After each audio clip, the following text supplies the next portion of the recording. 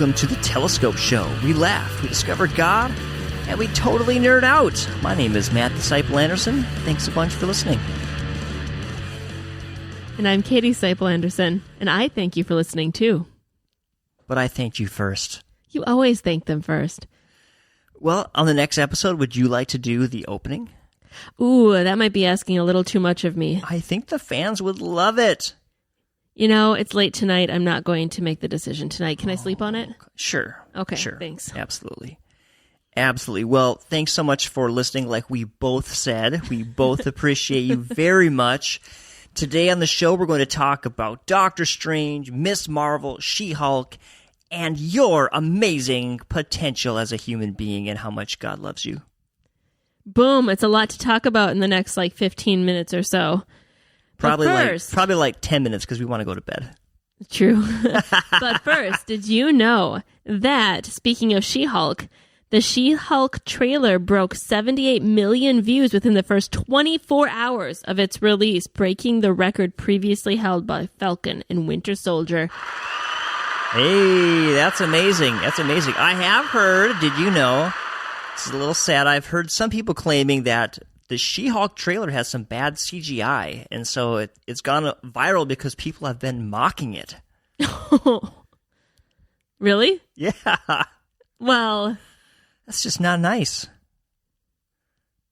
Does it matter? I suppose it matters to the producers and the actors. I suppose.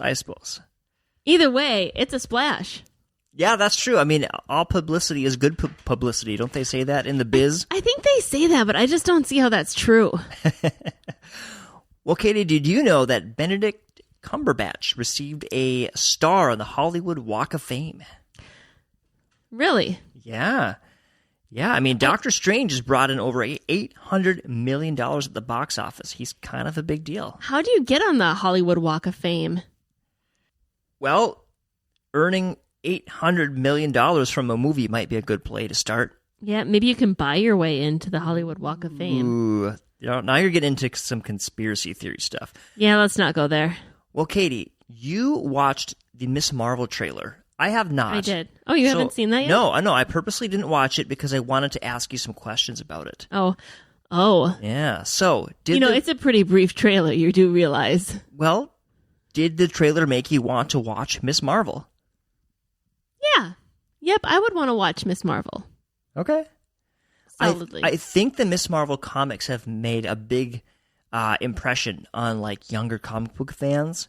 I think she's kind of been a hit in the comic book world. Yeah, definitely it has more of a teenage vibe, I'd say. Almost reminds me a little bit of Spider-Man, just with kind of she's probably even younger. Well, I think she is younger, but kind of has that teenage vibe. Okay. So, as I understand it, Miss Marvel idolizes Captain Marvel. And some people were critical of the Captain Marvel movie, but what did you think of Captain Marvel? I liked Captain Marvel. I think I've watched it twice. So Miss Marvel looks up to Captain Marvel, but what if you could have a superhero to look up to and you could even receive their powers? Which hero would you choose? Oh, that's kind of hard. It is a difficult one. Today, right now, I feel like I'd like to be invisible. But I'm pretty social, so maybe I wouldn't like being invisible. Maybe you could touch someone and you could both become invisible. I still think being invisible could be kind of fun. Where would you sneak into if you could be invisible? Yeah, that's the problem. I'm not a very sneaky person, so maybe I shouldn't be invisible. I just think of that as a cool one, but I don't know that I'd utilize it that much. Maybe flying. Flying would be pretty fun. Flying is that's a classic. To transfer from one, or maybe going really fast, like the Flash. Then I can get things done really fast. I like to get things done fast, so that would be a perfect power for you. There we go. My favorite superhero when I was younger was always Wolverine. Really? Yeah, and I think I would just choose Wolverine's powers because he's super strong. He's not like Thor or the Hulk, but he's pretty tough. He's even fought both of them a couple times in the comic books. Has he? Yeah, he's scrappy, and he can heal. He regenerates if he's injured. That is you know what? I forgot about the healing one. That would be a good one to have. Yeah, and he lives extra long. So I think I would take Wolverine's powers. There you go. Can live a long time. I'll still go fast. So you watched the Miss Marvel trailer, but I got to go see Doctor Strange in the Multiverse of Madness Yeah, because you're amazing. We were really, really trying to work it out so that both of us could go see it, but we got a sick kid, so it didn't really work out. So I went and saw it, and you have before you some questions. You're going to interview me. I'm going to interview you I feel about like I'm under the mic. Doctor Strange. I kind of wish I could Multiverse turn. of Madness. The first question is very important. Was it strange? Yes, it was very strange. It was creepy. Was it a little mad? It was trippy. It wasn't maddening, but it was like Was there madness? there was madness everywhere, seeping out of every crevice. Okay, so it wasn't false advertising. No, it was very trippy, true to the title. Okay, so give me just like a quick version of how you describe it to someone who hasn't seen it. Like me. 30 seconds or less. And go. Okay, it's definitely an MCU film. It still has some humor. However, it definitely also brings in some of the horror vibe in cinematography. I would compare it to Harry Potter. So if you didn't like Harry Potter or didn't want to watch Harry Potter, you probably will not like this film because it's definitely more along those lines. It's a little campy at times, like the 60s Batman is campy and silly. So it's horror and silliness. Imagine this scene. These black skeleton ghosts are flying around Doctor Strange, and then he harnesses them, takes control of them, turns them into a cloak, and then flies across a chasm. Oh yeah, and by the way, Doctor Strange at this point is a zombie. Being controlled by the actual version of Doctor Strange who is in another dimension. So it's not the actual version of Doctor Strange. No, it's How do you define actual version when you're dealing with the multiverse? Our Doctor Strange was controlling a dead version of himself from across the multiverse who was wearing a cloak of black evil spirits. So it's dark, but it's so out there that it's kind of funny, actually. So it's campy. That's what I would say. Okay. That does not make me necessarily want to see it. Yeah. But maybe it makes all of you out there want to see it. So, I don't yeah, know. and I would say Doctor Strange meets America Chavez, this amazing new character. They go on an adventure because they're being chased down by the Scarlet Witch, who's gone all crazy. And they meet the Illuminati. The Scarlet Witch kills the Illuminati. And then in the end, there's like a big redeeming moment for the Scarlet Witch. And everyone doesn't necessarily live happily ever after, but the story has a happy ending. Wait. She kills the Illuminati? Yeah. Are there more than one Illuminati in different multiverses? Well, there Or might universes? be different versions of the characters in other universes. So, we could get the Illuminati back, but It wouldn't be the Illuminati. it wouldn't be that Illuminati, correct? That specific one. I think that's kind of one of the problems in general with the multiverse is like, now I start asking, but which one is that? Oh, it's not the important one, so that's okay for that one to die. Yeah, exactly.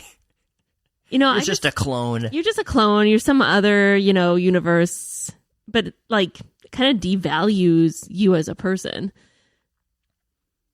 I don't know. There's my deep thought for today.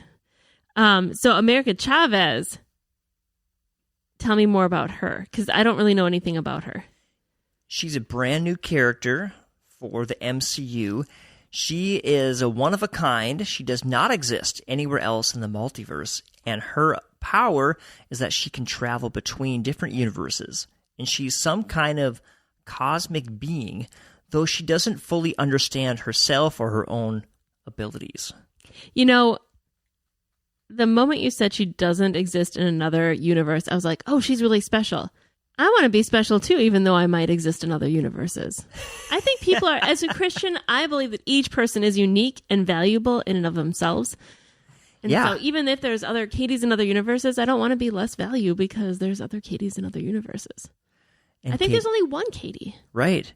And honestly... Well, I mean, there's a lot of Katies out there, but there's only one me. Even just in this universe, all of us struggle, I think, to find our own identity and ask the question, what does my life mean? There's billions of people in this world.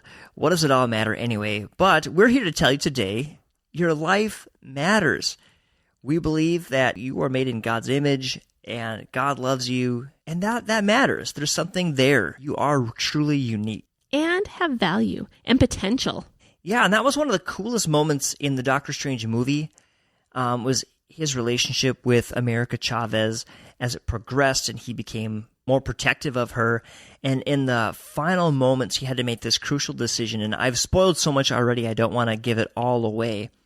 But he really pushes her to reach for her full potential. And he recognizes that he doesn't have to be the rock star in the situation, that actually she has what it takes. And he really pushes her to realize that and shows her how special she is.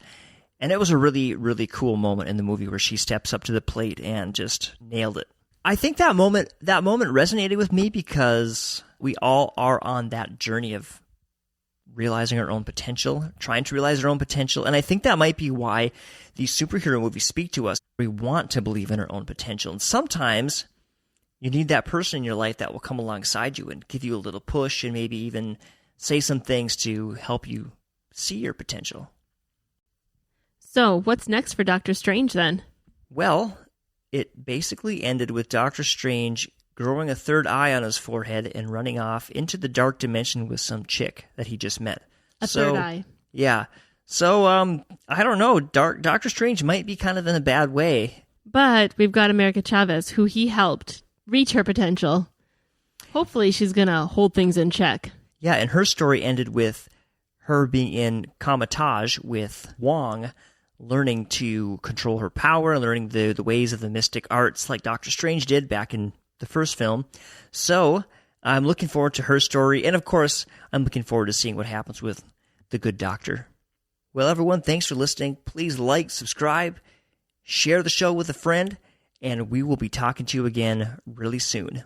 Love y'all. God bless. Take care. Bye-bye.